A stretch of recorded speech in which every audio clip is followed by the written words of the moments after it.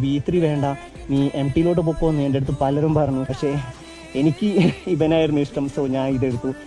ഞാൻ ആരും പറയുന്നത് അങ്ങനെ കാര്യമാക്കില്ല. പക്ഷെ ഞാൻ പറയട്ടെ, ഇപ്പോൾ ഓൾമോസ്റ്റ് 2 വർഷമായി ഞാൻ ഈ വണ്ടി എടുത്തിട്ട്. 2 വർഷം ഞാൻ ഓൾമോസ്റ്റ് 34,000 കിലോമീറ്റർ ഞാൻ ഓടി.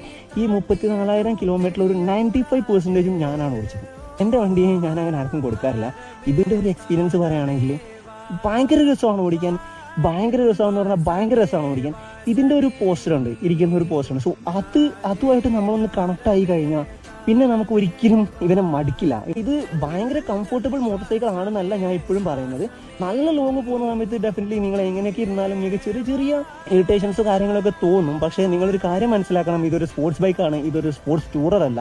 ആണെങ്കിൽ കൂടെ നിങ്ങൾക്ക് ടൂർ ചെയ്യാൻ പറ്റും, ചെറിയ ചെറിയ ടൂറൊക്കെ ചെയ്യാം. നിങ്ങൾക്ക് വേണമെങ്കിൽ ഇതിൻ്റെ ഹാൻഡിൽ ബാറൊക്കെ കുറച്ച് റേസ് ചെയ്തിട്ടൊക്കെ നിങ്ങൾക്ക് യൂസ് ചെയ്യാം. പക്ഷെ ഞാൻ ഒരിക്കലും റെക്കമെൻഡ് ചെയ്യില്ല, കാരണം ഇതിൻ്റെ ഒരു സോൾ അവിടെ ഇല്ലാതാവും.